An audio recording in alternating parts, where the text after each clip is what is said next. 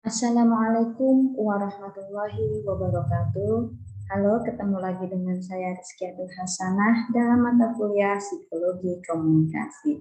Pada pertemuan kali ini, kita akan membahas sistem komunikasi intrapersonal yang meliputi sensasi dan persepsi. Apakah itu komunikasi interpersonal? Komunikasi intrapersonal dalam studi komunikasi merupakan sebuah proses pertukaran dan transformasi pesan yang sangat unik karena dilakukan dari, untuk, dan oleh diri sendiri. Jadi kalau kalian biasanya menjawab pertanyaan, ya memberikan pertanyaan, menjawab pertanyaan dari diri sendiri yang ngomong-ngomong sendiri, itu disebut dengan komunikasi intrapersonal. Jadi bukan sesuatu yang aneh ya ketika kita biasanya ngomong-ngomong sendiri, dijawab-jawab sendiri, itu bukan sesuatu yang dibilangnya nanti, oh dia stres, bukan. Karena dia merupakan bagian dari komunikasi intrapersonal. Jalaluddin Rahmat menyatakan bahwa jika dilihat dari segi psikologi komunikasi, maka yang dimaksud dengan komunikasi intrapersonal adalah proses pengolahan informasi yang meliputi sensasi, persepsi, memori, dan berpikir.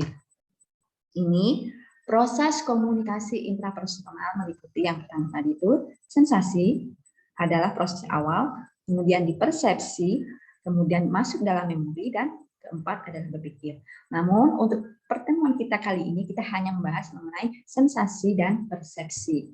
Baiklah, kita masuk pada yang pertama yakni sensasi. Apa itu sensasi? Jadi kalian jangan mikirnya itu sensasi seperti artis-artis membuat sensasi lain ya, itu konteksnya berbeda. Jadi konteks sensasi dalam psikologi komunikasi merupakan tahap awal dalam penerimaan informasi. Ini berasal dari kata sense, artinya alat penginderaan yang menghubungkan organisme dengan lingkungannya. Jadi proses sensasi terjadi saat alat indera kita ketahui bahwa kita mempunyai 5 alat indera ya, itu yang disebut dengan sense, yakni mengubah informasi menjadi impuls-impuls saraf yang dimengerti otak. Sensasi setiap orang itu berbeda-beda terhadap stimuli yang sama. Kenapa? Ya, penyebabnya adalah yang pertama karena faktor personal, yang kedua karena faktor situasional. Saya berikan contoh mengenai masakan Jawa Timur ya, yang sangat pedas bagi orang Kalimantan Selatan. Kenapa? Karena orang Kalimantan Selatan cenderung suka masakan dengan cita rasa manis. Tetapi masakan pedas yang dirasa sangat pedas itu bagi orang Jawa Timur bukan pedas-pedas banget ya, cukup pedas begitu. Nah, perbedaan sensasi tersebut disebabkan oleh perbedaan lingkungan budaya atau pengalaman. Dari sini kita paham ya mengenai apa itu sensasi. Yang kedua adalah persepsi. Apa itu persepsi? Persepsi adalah memberikan makna pada stimuli indrawi, sensori stimuli. Sensasi adalah bagian dari persepsi. Jadi sensasi yang pertama tadi itu merupakan bagian dari persepsi. Dengan persepsi, manusia memperoleh pengetahuan baru, mengubah sensasi menjadi sebuah informasi. Nah, untuk lebih jelasnya antara sensasi dan persepsi, saya berikan contoh. Misalnya nih, ketika sensasi ya, dosen mengucapkan bagus. Sensasi yang salah ketika Anda mendengarnya Agus. Jadi sensasi yang benar ini dosen mengatakan bagus, tapi kalian mendengarnya Agus. Nah, ini dimaksudkan sebagai sensasi yang salah. Atau ada lagi indera mata, penglihatan kita melihat seseorang itu memakai baju seperti teman kita dan kita tuh yakin bahwa itu si A misalnya, lalu kita peluk dari belakang. Nah, setelah dia menoleh, ya Allah, ternyata bukan si A tapi orang lain. Nah, di sini sensasi dalam artian indera mata penglihatan kita itu salah.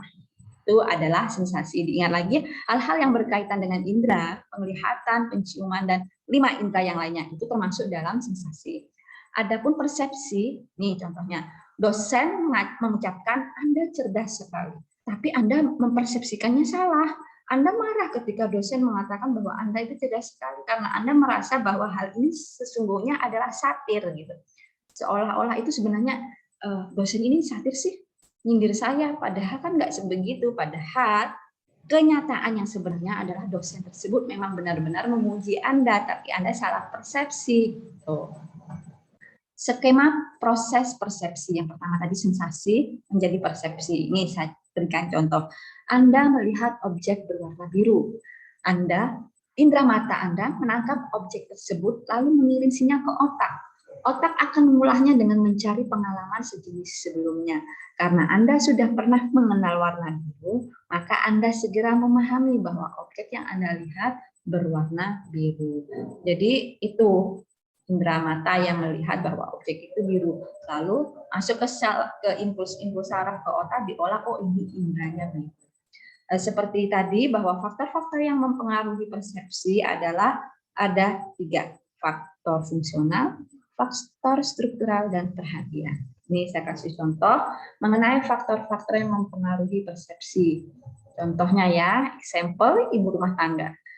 Ibu rumah tangga dalam fungsinya itu ya sebagai pengasuh anak, terus mendidik anak, dan yang lain sebagainya yang hal-hal terkait dengan rumah tangga ya. Di mata, misalnya ini ibu rumah tangga A, di mata ibu rumah tangga yang lain, ibu A ini nggak mempunyai prestasi apapun gitu. Namun ketika si ibu A ini berkarir di kantornya, ibu A ini bisa masuk jurnal Scopus, membuat banyak jurnal, membuat banyak buku-buku pelajaran kayak gitu. Ini sebuah prestasi. Maka si ibu A ini di dalam mata teman-teman kantornya dia sangat berprestasi, tapi di mata ibu-ibu rumah tangga yang lain ya dia biasa-biasa aja gitu. Ini yang mempengaruhi persepsi. Jadi persepsinya ibu-ibu rumah tangga yang lain itu si A ini ya sama aja dengan kita. Padahal di persepsinya orang-orang akademisi ya, ibu A ini dia sangat berprestasi sekali, terbukti dengan terbitnya banyak-banyak karya yang dia hasilkan untuk orang banyak gitu. Nah, yang kedua, contoh faktor-faktor yang mempengaruhi persepsi adalah faktor struktural. Faktor struktural ini saya perlihatkan ini bagiannya ya. Coba dilihat A sama B. Si A ini adalah orangnya, dia cerdas, rajin, impulsif, kritis, kepala batu, dan iri. Sedangkan si B, iri, kepala batu, kritis, impulsif, rajin, dan cerdas. Maka di mata, di persepsinya orang-orang bahwa si A ini lebih bagus, dianggap orang yang memiliki kemampuan, tetapi mempunyai kelemahan yang tidak begitu merusak. Sedangkan si B dianggap sebagai orang yang sangat rusak, yang kemampuannya tertutup oleh kelemahannya yang gawat. Nah, ini menunjukkan bagaimana konteks menentukan makna. Tanpa eksperimen ilmiah sekalipun, kita segera merasa simpati pada gadis nih, pada gadis A misalnya. Padahal kalau kalian benar-benar cermat, ini adalah sebuah sikap yang sama, hanya saja diubah strukturnya. Coba dilihat, cerdas, iri. Jadi dia dibalik, dari kanan ke kiri, kiri ke kanan. Sebenarnya sama aja, tapi karena strukturalnya yang dibentuk adalah yang A lebih positif, B dari negatif ke positif, maka yang negatif ke positif ini dia akan tertutup. Gitu. Ini ya yang mempengaruhi persepsi dari faktor struktural. Yang ketiga, ini adalah perhatian, atensi. Nah, itu dari seberapa besar kita memperhatikan lingkungan di sekitar kita. Untuk selanjutnya, cara mengatasi kesalahan persepsi. Yang pertama ada empati, bagaimana kita mengempati lawan bicara kita, mengevaluasi persepsi, bersedia mengakui dan menerima adanya masalah, mengembangkan sikap toleran. Jadi kalau kita itu orangnya gampang toleran sama orang, saya yakin kalian akan menjadi komunikator yang sangat bijak. Nggak bisa menjudge, kenapa lawan bicara kita nggak menghargai kita. Tapi kita lebih tahu, ternyata persepsi dari lawan kita itu seperti ini, dipengaruhi oleh faktor struktural atau dipengaruhi oleh faktor fungsional yang seperti saya bicarakan sebelumnya. Selanjutnya adalah mengatasi kesalahan persepsi dengan menentukan akar masalah. Dan jangan bersikap defensif, memberi waktu, memeriksa persepsi, mengembangkan strategi untuk mengubah persepsi ini dari lingkungan kita, mungkin dari pembelajaran, seperti itu. Pembelajaran itu pengalaman ya, dan bagaimana kita mengolah cara kita berkomunikasi untuk menjadi lebih baik. Ingat, seperti yang saya katakan sebelumnya, jadilah kalian itu seperti tawon, lebah seperti lebah, yang setiap keluar, mulutnya selalu mengeluarkan hal-hal yang manis. Jadi jadilah komunikator yang wise, yang bijak. Oke, demikian tadi penjelasan saya mengenai sistem komunikasi intrapersonal meliputi sensasi dan persepsi. Akhirul kalam, wassalamualaikum warahmatullahi wabarakatuh.